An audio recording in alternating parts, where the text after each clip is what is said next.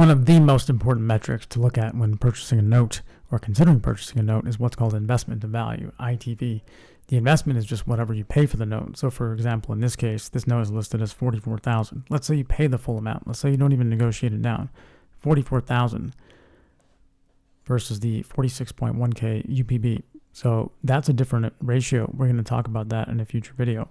But right now, investment to value is the 44,000 versus the 73.2K. But you want to make sure that you're confident about the property value. And that is where you want to take some time and understand what the real comps are for this. Now, everyone's going to have a different opinion.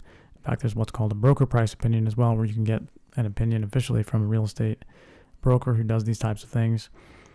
If you want to do your own research, you can go to various sites, including here it says it's worth 74K according to Zillow. Zillow doesn't tend to be very reliable, unfortunately.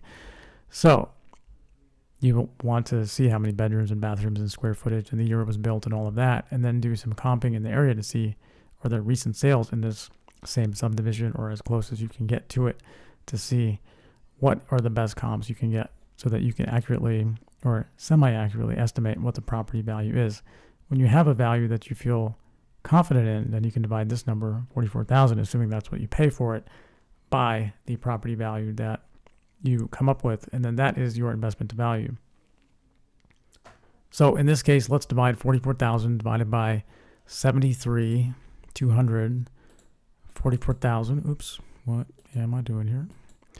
44,000. I think I might be, it's not clicking there. There we go. Divided by the 73,200. And then what we get from that is 0.6. Happens to be a very clean ratio, 60%. 70% or below tends to be in the safer range. Of course, there are many other factors involved in notes, but the key factor here is that if they decide that, or if they're struggling with payments, are they likely to just walk away from the house and leave you holding the bag and having to foreclose and take the house, do all that stuff? Or are they likely to say, hey, we've got a house that's worth 73,000, 75,000, whatever the number is. Let's go ahead and sell that on the open market and get, even net of commissions and fees and everything, that we can get enough money where we can easily pay off this note and walk away with some money. So that's the thinking behind this ratio.